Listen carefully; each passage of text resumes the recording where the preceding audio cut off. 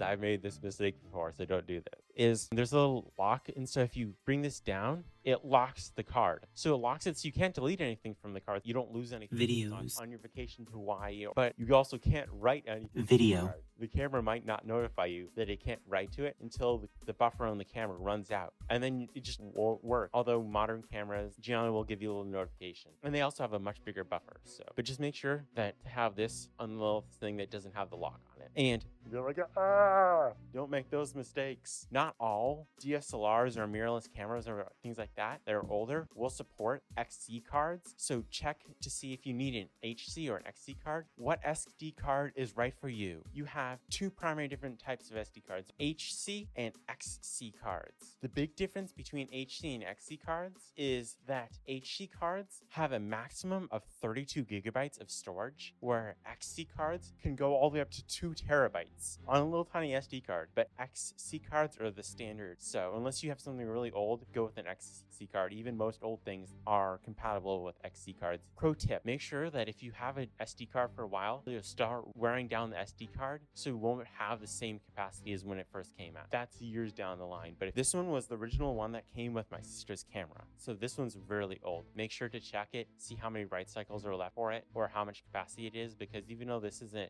16 gig card, it only holds 4 gigs of videos. You don't want to go out and have a issue where your SD card fails or something like that, or even worse, it just goes kaputs on you. You're like, it's probably really slow when you're taking videos, and that's assuming that the camera is writing at its full capacity. So it's not thermal throttling or anything like that, because a lot of cameras will write better if they're in the thermal optimal range, so then they're not overheating and they're not too cold to save the video. If I'm shooting a RAW, this is 120 megabytes per second. This one is if you're looking for the least expensive card, is get something like this SanDisk card. I've never had an issue with SanDisk cards, so you can get other cards, and I'll have all my recommendations and all of the affiliate things we talked about in the video description. Amazon has been running regular sales on these, so then you can get a really good deal on them. So you're going somewhere and you need to make sure that with a whole bunch of other people that have SD cards. The nice thing about SanDisk cards is they put a little space so you can write your name on it. Or if you're doing a shoot for a client, that you can write the date on it of it or something like that.